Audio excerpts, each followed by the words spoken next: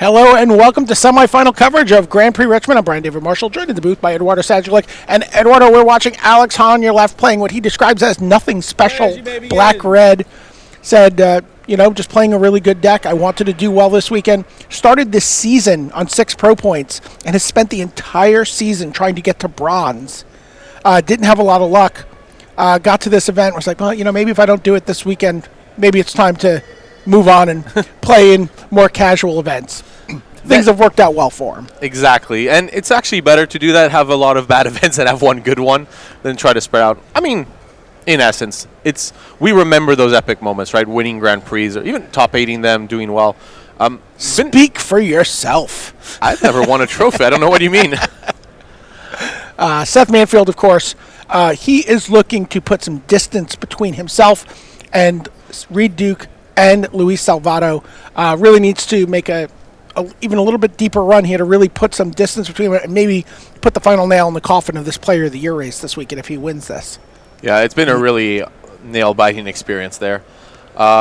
Seth, Chain Whirler, perfectly on time, both on two fronts. Not just killing the Fopter kind of as a value of that enter the battlefield trigger, but also a really good defensive package. Both the Chain Whirler able to block the Scrounger or able to crew the Heart of Kirin if Alex decides to remove the Chain Whirler, meaning that Alex this turn, the brakes are maybe going to be pumped on Alex this turn. And that Chandra in hand, not a really great threat in the face of Heart of Kirin. Yeah, absolutely. Seth, again, not playing the aggro role in this black-red matchup. There's a Rekindling Phoenix from Alex Hahn. Right, Rekindling Phoenix. We've been saying this all over again. Probably most of the matches of this weekend, key card in the red mirrors. It usually takes 2 cards to get rid of. It flies, it's efficient, it's a lot of damage. It's the card you want in red mirrors. And those 2 cards in Seth Manfield's deck could be 2 copies of Vraska's Contempt he could deal with on a 1-for-1 basis, actually. Right. One of the reasons, again, his deck is configured the way it is in the main deck. Right, that's why you see in Seth's deck 3 Cinder Barons, 2 Swamps, needs that double black for Vraska's Contempt, and Karn also allowing to draw extra lands and make these Vraska's Contempts happen.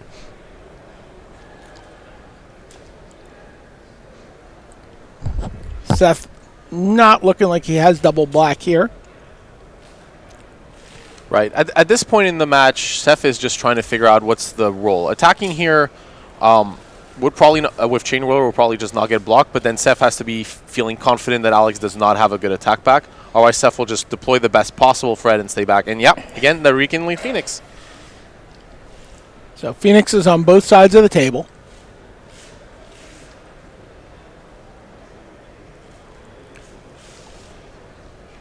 And Alex, while it is an aggro deck, still playing, 5 drops in Glorybringer. Hazaret being the other key 4-drop, Chandra, Torch of Defiance. I mean, we do call these aggro decks, but they're really kind of all mid-range decks. I mean, they do start at Bomad Courier for some of them, but so many powerful 4-drops in the format for the red decks.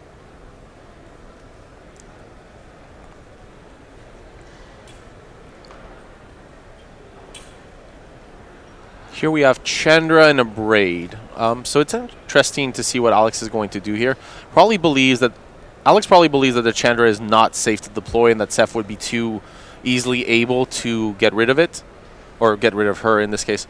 So probably Alex is going to set up to be defensive this turn with the Braid, and then in the future try to deploy Chandra and go to victory there.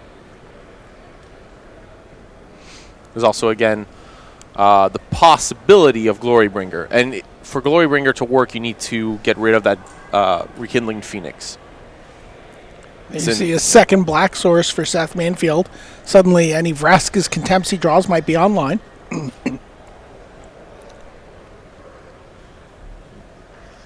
Yes, Seth plays less copies of Unlicensed Disintegration, realizing that where you want to be in this format is really exiling. And that's also why the blue-black mid-range deck has been doing well, is just those 4 copies of Vraska's Contempt. A really key card in that deck, and it's starting to slowly bleed into every other archetype as they realize, well, we need to just remove these creatures. And here you see Seth Manfield not committing his Heart of Kirin. Yeah, and now from Alex's perspective, this is a really difficult line, simply because You understand that Seth likely has a creature since you didn't attack with Heart here, but wants to keep it on defense. You're trying to wonder what is Seth going to deploy here that is good on defense and would allow Seth to be offensive, or basically go on the offensive. So it's really hard to determine here for Alex what it could be. I would maybe put Seth on something like a Phoenix, or a really hard to deal threat like a Karn.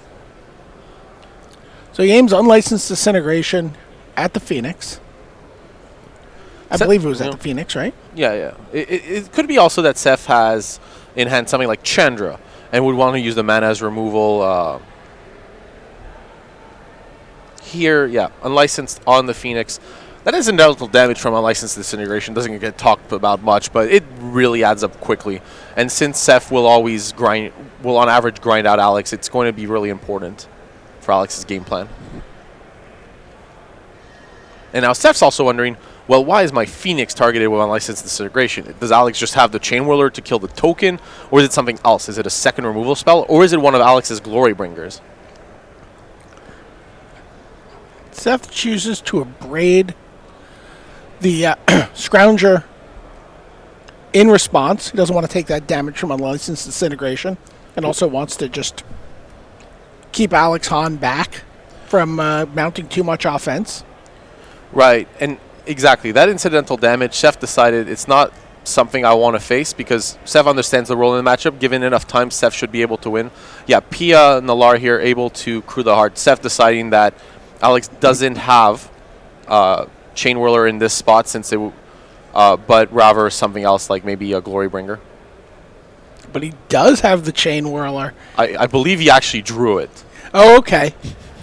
I think his hand was something like Chandra and a Braid, and then just draw a Goblin Chain Whirler right on time here. Plus that a Braid, dealing with the Heart of Kieran, attacking in, swinging this game in Alex's favor massively. And now Seth is going to have to trade and look to, buy time. Alex will then slam the Chandra down and take over this game. Yeah, Seth Manfield on his back foot. Yeah, that Chain Whirler, really the perfect draw. Right time. But, we put cards in our deck to draw them, so, totally fair. It's the same reason you tell people not to play with bad cards. Right, exactly. Because sometimes you'll draw them. There's the Vraska's Contempt. Speaking of good cards off the top. Yeah, you alluded to this a lot. Now the board is at parity. I think without this Vraska's Contempt, Seth would have been in too much trouble.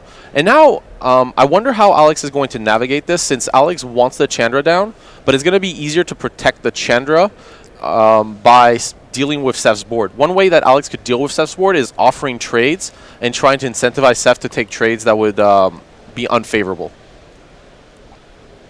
With the Chandra and Cut in hand, the other line that Alex could do is play Chandra, use mana, cut, kill the Goblin Chain Whirler. Chandra's at 5, and Pia Nalar is not really going to deal with this Chandra efficiently. Seems like that does not look like the sequence that Alex is going to go with. Instead, he's going to just cut the Chain Whirler and now attack with his Chain Whirler and the Pia Nalar. I feel here that Alex could have deployed the Chandra. As Seth draws more cards, it's going to be harder to protect. And, I feel really here that the Chandra, it may have been better to deploy it. A Glory Bringer from Seth would have been extraordinarily powerful, though, as a countermeasure. So that's probably what Alex is considering here.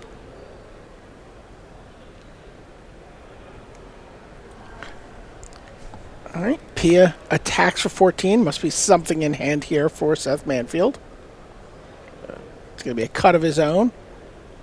Yeah, if Seth is attacking with Pia, Seth is probably planning to at least kill the Goblin Chain Whirler and have something else on top. Yeah, there's cut on the Chain Whirler. Now 2 mana, and he plays another copy of Heart of Kieran. Probably Seth has in hand Magma Spray, since the ribbons in the graveyard would be lethal for Alex, and is at least representing it. But from Alex's perspective, it's just free to take the Scrounger and ask Seth, do you actually have it? And yeah, this is going to be lethal damage if it comes through, since there's a ribbons in the graveyard.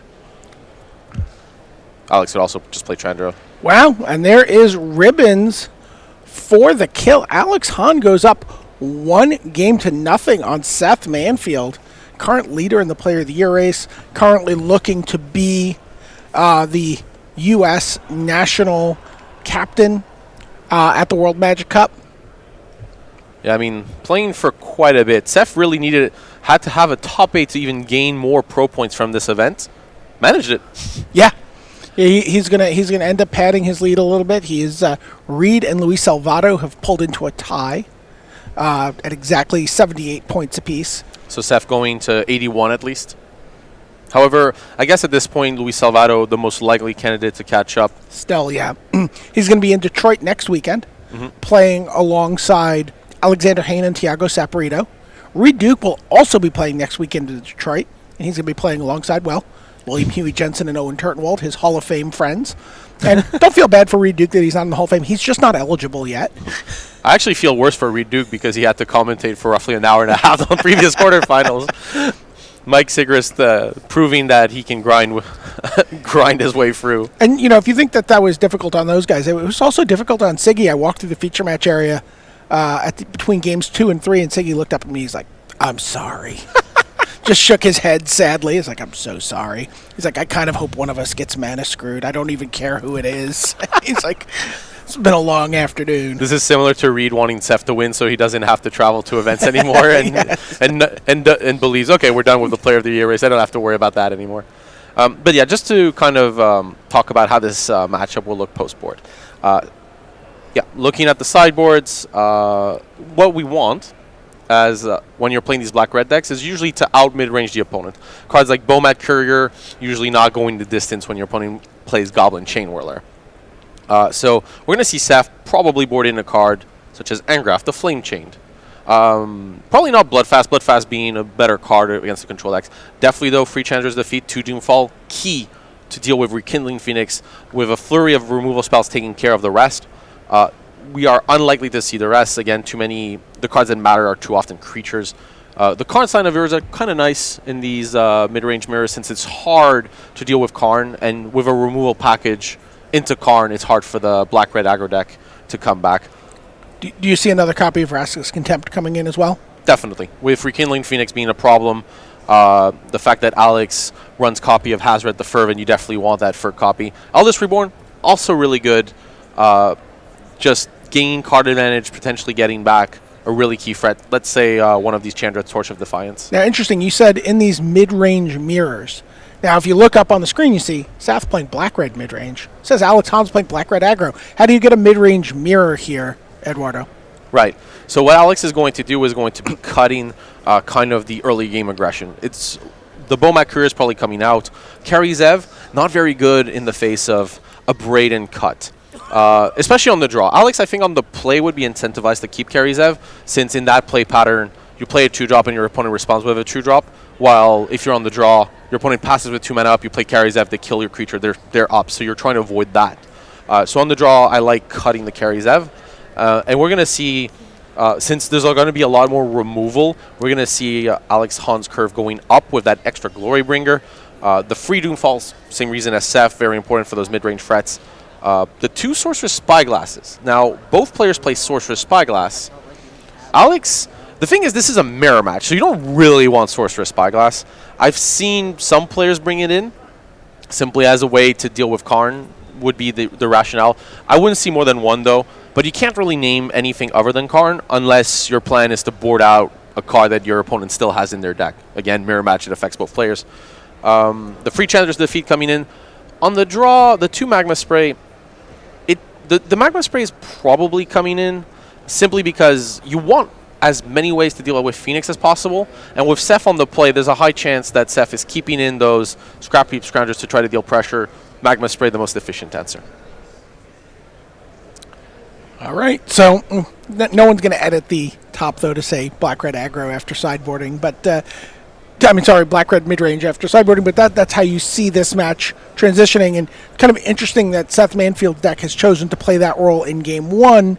If you know that that's what you do in the mirror, and you're expecting a lot of the mirror, one of the ways you can get an edge in a metagame is by switching to that build main deck. Exactly. And, I mean, I mean, it was a really key chain whirler from Alex. Seth correctly read that Alex didn't have chain whirler, but Alex drew it off the top. At least we believe here. Yeah. And just took over as a result. But yeah, it is really, when you're in a matchup where both players are doing the same thing, the player that is just a tiny bit slower is usually ahead, traditionally in Magic's history. But you only want to be a tiny bit ahead. If you're to control, then you start having things like the mono red Flame of Kel deck taking over. All right, well, players are drawing up their hands here for game 2. See how Seth feels. He'll be on the play. Alex Hahn, it seems, with one lance, probably not keeping that one. Seth is keeping. Alex Hahn is going back for 6. So I talked to Alex in between the last round in the quarterfinals, and just get a little sense of him. He says he's been playing Magic forever, playing for about 14 years, only playing competitively for probably the last 5 or 6. Got to a Pro Tour a couple years ago, really liked it, really wanted to go back, very excited about earning an invite this weekend. Yeah, and just to be clear, the invite was for Ravnica Legion, since we were, or was it because the RPDQs for Atlanta were? But I believe this Pro Tour this Grand Prix is qualifying for the Pro Tour in Cleveland. I believe. We really should check, but nonetheless, Alex is going to be really happy going to the Pro Tour. To be honest, when you qualify to a Pro Tour and all you care about is just being there and getting the experience, it doesn't really matter to some degree which one it is. All right, keeps his 6. Doesn't like the top card, pushes it to the bottom. With that hand from Alex, plenty of mana, so he was probably looking for action. Yeah. Yeah, it's very funny. We saw the Scry Mulligan rule being a little less good in Legacy with so many fetch lands. Scrap Heap Scrounger is the first play here for Alex Hahn. He is on the board. Right, and that card, Hazoret the Fervent, is going to be really key. Seth does have quite a few answers to it, but it can deal a lot of damage before, and that incremental damage will potentially put Alex in a position where something like a Key Cut the Ribbons could finish the job. And that's why the incidental life gain from Vraska's Contempt is also so powerful. Worth noting with Seth on the play, maybe one copy of Magma Spray might have come out. Magma Spray much better on the draw when you're trying to counter a Scrap Heap Scrounger and you have an extra card. On the play, with that being that card down, it is less relevant. Pia Noir is the play from Seth Manfield on turn 3. Puts it and a Thopter token into play. A block here would not actually surprise me, simply because Seth's Planeswalker package means more card advantage, and with Alex mulliganing, I think that block is correct here from Seth. Second copy of Scrounger for Alex Hahn after his first copy trades with the PNLR.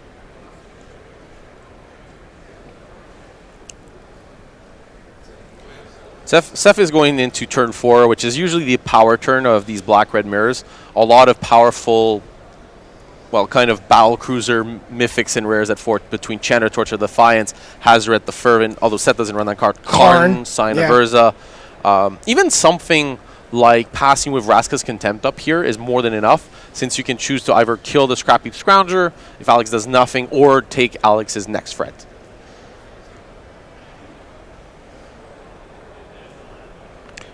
Just that 1 second source of black mana here with the Ether Hub right now, but plays Rekindling Phoenix. Again, another one of those big powerhouse cards at 4. Yeah, really, even better than Hazoret in the red mirrors. We thought Hazoret was going to be the mirror breaker, but it turns out that Rekindling Phoenix really took over. Well, here comes Hazoret. It's worth noting that Alex had the opportunity to bluff attack here, Seth, by attacking with Scrap Heap Scrounger, and I think with Alex's hand, it might have been correct to do so. Alex is a little lower on resources, and I don't think that Alex is going to win a game of attrition against Seth in this position and with these deck builds. So I think here Alex was meant to attack, but it's because Seth does not want to put that Phoenix at risk. Right, doesn't want to see a reenactment of Game 1 where his token got chain whirlered away. Right, but the difference there being that Seth would be the one responsible, while in the other game Seth didn't have a choice.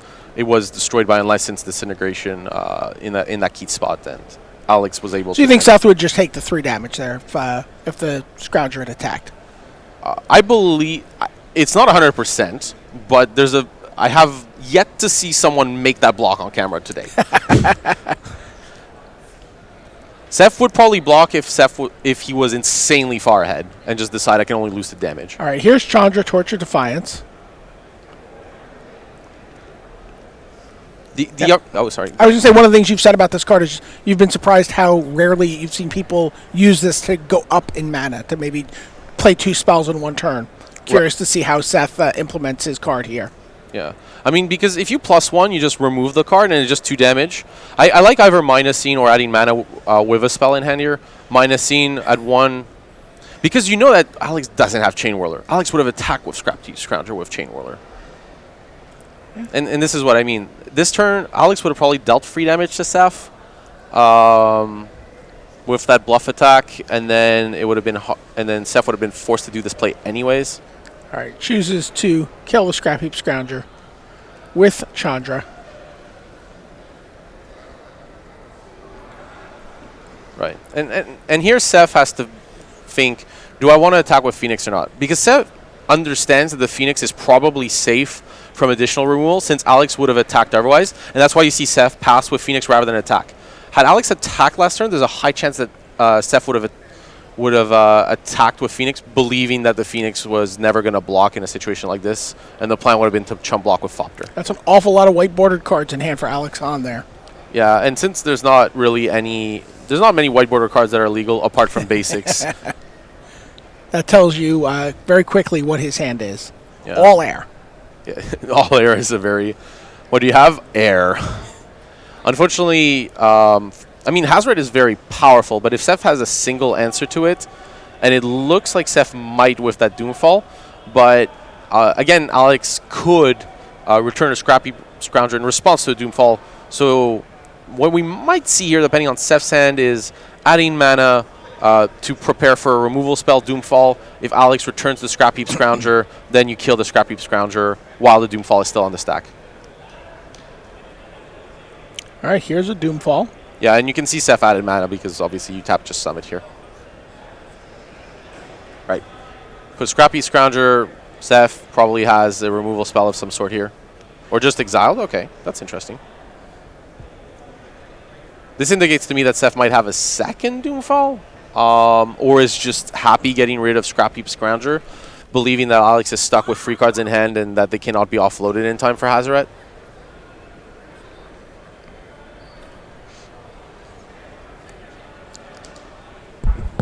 All right, there's a Scrounger for Seth. And is he still going to continue to take his time here developing and, yeah, protecting his Chandra Torture Defiances? No, go ahead. Yeah, and the Phoenix, and Seth probably feels like the Phoenix can block the Hazoret pretty cleanly. But Seth has to think about what Alex may draw, since Seth probably believes that Alex is not drawing much action, but it's not no action. All right, well, Hazoret pitches a card.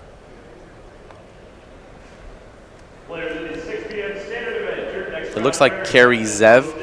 A card I highlighted should maybe have been taken out of the deck in this position.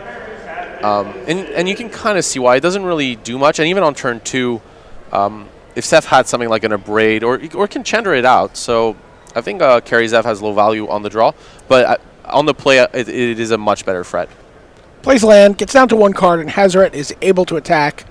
And we're going to see Seth just put a Rekindling Phoenix in front of it. He's considering it, thinking about whether or not there's something. He's just thinking, would Alex have Magma Spray? And Seth believes that since Alex knows Seth's basically sideboard plan, Seth would have come to the conclusion that Magma Spray may have come in, but in truth, it's not very good versus the Karn Chandra package. So probably there's a low probability of a Magma Spray based on how this game has gone, and simply the fact that Alex may not even have those cards. If Alex has Carry Zev in play, then the question is, what did Alex board out for Magma Spray? And there's not much in the deck that would come out. This looks like Glorybringer. It is. Yeah, and this is just going to be... I mean, at this point, Seth just has a lock on this board state. Keeping back the Phoenix. He's going to kill Carry Zev. Gets in for 4 damage. He's going to leave, like you said, leave that Rekindling Phoenix back. Yeah, just I like the fact that Glorybringer not just kills a creature and then I've seen it enough times that Glorybringer attacks, kills a creature, and then both players are like take like some damage, and at some point someone realizes, oh wait, you take +4. This dragon attacked. Yeah. I mean, it was a total of 8 damage there, and don't worry about it. I've seen it happen, and even at like the top levels of the play, people forget the damage from Glorybringer just because it feels like it's already done so much work just killing a creature. All right. Alex cycles a land, attacks Chandra. This is a harder block for Seth. Alex played the land rather than discarding it to Hazaret. So Seth is suspecting that the last card in hand for Alex is a spell that costs at least 3 mana. All right, it's in a braid. Or 2, rather, right? Yeah. Because it's the 5th land, so tapping out free lands down to 1, yeah.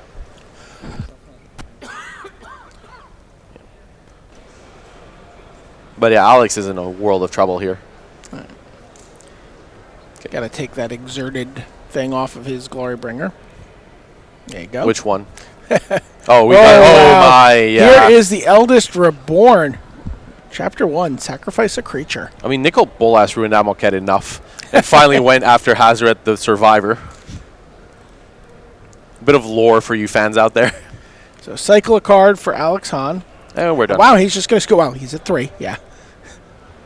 So focused on like Seth's board management that you forget that he was also working on Alex Hahn's life total. Right, and that's the strength of these black-red decks is you can develop your board and board presence versus your opponent while dealing damage. Chain Whirler, Goblin Chain Whirler, Glorybringer, Chandra, all these cards deal with your opponent's board and deal damage to your opponent, which, you know, it all adds up, right? That 1 damage from Chain Whirler, that 4 from a dragon attack, that 2 from Chandra's pluses when you don't get card advantage. All of these little points of damage here and there add up. And then you realize, wait, I can just attack my opponent down because they're now at 8. Give you an update from our other table where Mike Sigrist is playing against Jose Alvarez. Mike Sigrist up 1 game against Jose Alvarez. So he could be coming up on a pretty big finals here if Mike Sigrist and Seth Manfield can advance. Player of the Year hopeful versus Player of the Year what is the term? Illuminous? Alum. Yeah. Alum, yeah. Alum. Emeritus. Emeritus, yes.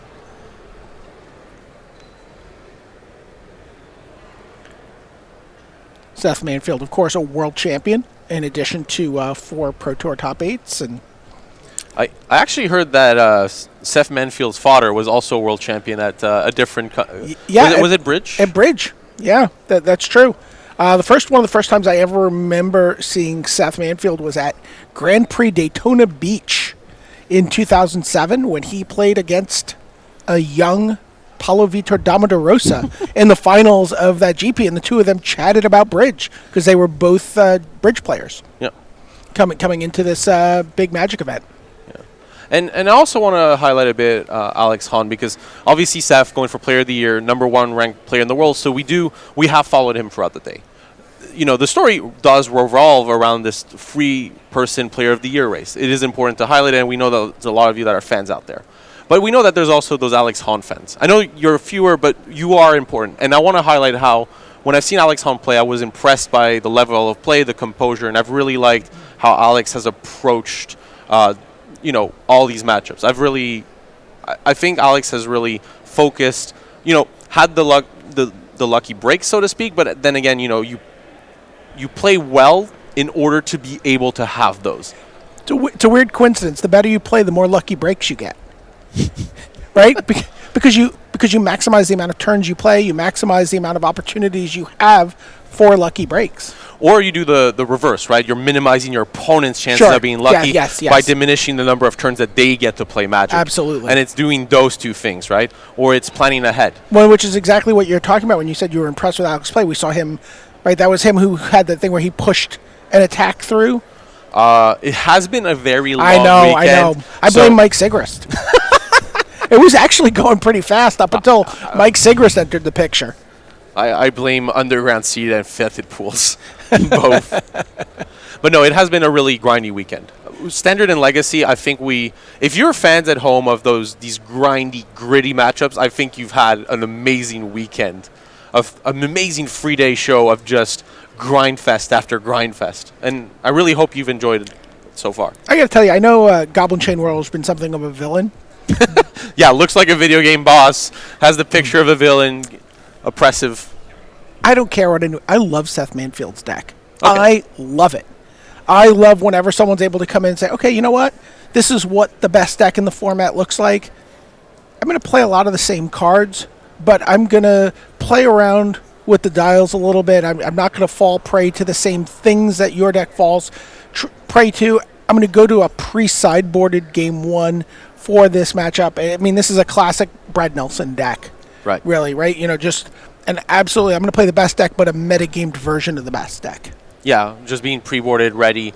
It's actually interesting. If we do end up seeing that clash between Mike Sigris and Seth Mansfield, because they might have planned for blue-black mid-range, but not quite as much. So it'd be interesting to see how this different build would fare. Obviously, Alex could easily make it. Alex is on the play, is going to be able to put pressure on Seth. And a quick start, if Seth doesn't have the exact removal spell he needs at the right time, would allow Alex to capitalize one of those key 4-drops. These 4-drops for Alex, Hazret the Fervent, Chandra, Torch of Defiance, Rekindling Phoenix, they only have value if they're not your first threat. They have value because they're your third or fourth threat, and your opponent was forced to deal with all the others first. All right, opening hands getting drawn up. Yeah, we do start with 7. Yeah, I've noticed Alex does that a couple times. He draws 6, looks at his hand, then draws his 7th. Definitely better than some people I've seen draw a bit too, that have drawn 8 by accident. All right, both players are keeping. Yeah, Alex with a solid curve. 2-drop, 3-drop, 4-drop. Sometimes that's all you need, you know, good old limited games. Just a mountain for Seth Manfield. Here comes Carry Zev, Skyship Raider, turn 2. Yeah, Seth might... I don't know if Seth has a Chandra's Defeat or is posturing it. Okay. I don't know. He has the Chandra's Defeat. Right, and I think Seth is right to fire it off here. Taking next turn to use something like a Braid. Cut, I think Seth would have just waited and untapped and played because it's sorcery speed. But here, you want to be able to cut the free drop with a potential Braid and minimize the amount of damage. Seth, in this matchup, does not want to take incidental damage or will be forced to be in a board position that he does not desire to be in. Okay, a couple different options here for Alex Hahn on turn 3. He's going to go for Doomfall. Right. If Alex Doomfalls here, that means he believes Seth has a 2-mana removal spell. Gets the kind of bad news that Goblin Chain Whirler would have been way better here. Wow, this is a pretty slow do-nothing hand from Seth Manfield. He's got 1 removal spell. He's got an Eldest Reborn and 4 lands. Well, here's the thing. This is actually a pretty good hand against a Doomfall. So, because Alex here, like... There's 2 kind of expensive, grindy options. You can take the Vraska's Contempt, which would answer your Phoenix a little too cleanly for your taste, or the Eldest Reborn because of the card advantage it does. The thing is, Seth can cycle that Canyon style and kind of protected that next draw. I think Alex here believed that Seth went Chandra's Defeat, and that kind of little timing may have told Alex maybe he has a Braid, and those little signals can add up. I mean, had Alex playing Chain Whirler, that would have been at least 1 damage, at least an attack, and Seth being forced to use that Vraska's Contempt potentially on Chain Whirler, letting Phoenix roam free. All right, well, 2 unknown cards to Alex Hahn here. Seth Manfield does cycle that Canyon Sleuth at the end of the turn, draws a card for his turn. And what is his play going to be? Wow, he drew a Pianolar. Yeah, well, Goblin Chain Whirler does get more value this way, so that's good. Now, Alex does know about Vraska's Contempt and has access to both Rekindling Phoenix and Hazret. Wow. But we're gonna get into what may be one of the most interesting situations in Magic where, well, okay, we're not quite this turn, but soon we will, where Alex is going to have to play one of these 4-drops, and Seth is going to have to wonder, was this the test 4-drop, or is this the 4-drop that Alex is trying to do? If Alex is willing, for example, to, you know, put a Phoenix out there, Seth is like, wait, they know about Vraska's Contempt, so, okay, what's the plan? Seth just passes the turn here. Yeah, can't attack into Chain Whirler. Don't want to be forced to commit into killing it, since taking free damage for the option to remove one of the powerful 4-drops is very important. All right, here comes Rekindling Phoenix. That's going to be playing. I think Seth is going to be pretty happy to for Eska's Contempt that. Yeah. So I think here it's actually kind of interesting whether you want Hazred or Rekindling Phoenix in play. Since Seth does have quite a bit of exile removal, it kind of affects both. But at least with the Hazret, you get an attack for 5 in, while the Phoenix does need a turn anyways. Oh, and I like this play. I really like this. We've seen people 2 for 1 against their own Rekindling Phoenixes, but Alex Hahn goes for Chandra's Defeat on his own Rekindling Phoenix in response. This is a key. This has been a lot of key draws for Seth. Look at that. You see him cracking knuckles. He's like, ooh, I just got one over on the world champion. Well, we had lots of draws, so we got the Magma Spray. But now Alex was hoping that Seth had another expensive removal spell and would have been forced to use it on the 0-1. But instead, Seth drew the very efficient Magma Spray. But also, Alex to go to 1 card in hand and Hazret in. Wow, here comes Hazret. 2-turn clock. Goes from 16 to 8. Also, important to note, Seth only had free mana up, nothing that really deals with Hazret at instant speed for free. I can tell you, by the way, Mike Sigrist is through to the finals. Averages out over the course of the quarters and the semis to 2 reasonably paced matches. Wow, so we might be calling the finals very soon. All right, Hazret discards a card. Yeah, no need for that 8 for Hub. Let's smash. Chump block. It looks like the end of the road for Seth is coming. Seth Manfield extends the hand. Alex Hahn, playing quote-unquote nothing special red, is the winner, and he's going to advance to the finals. He's going to play against Mike Sigrist. Mike Sigrist playing blue-black mid-range. So it is the tried and true black-red deck that makes it through here. The metagamed deck from Seth Manfield was not able to pull this one out. And I mean, as well, like Mike shouldn't even be in this top 8. I'm sorry to say. It's not because Mike is an amazing player. It's just I got Sveinung Borgensen to message me on Twitter after I said like that game was amazing. Like if you haven't watched it, you owe yourself to watch round 15 game free. It doesn't last long. You're not wasting a lot of time. There were only 4 minutes on the clock. Actually, he corrected me. They started playing when there was 2 minutes and 13 seconds. Oh my gosh, are you kidding me? Mike wins this game, and he wins it because his opponent decides to draw a card off Argo's Bloodfast in a spot where if his opponent literally played a land every turn and did nothing but like counter any creature that came around, there would have been a draw. His opponent would have had better tiebreakers, gone into top 8. Crazy. Okay, Mike Sigrist versus Alex Hahn coming up next to determine your Grand Prix Richmond champion. Don't go anywhere.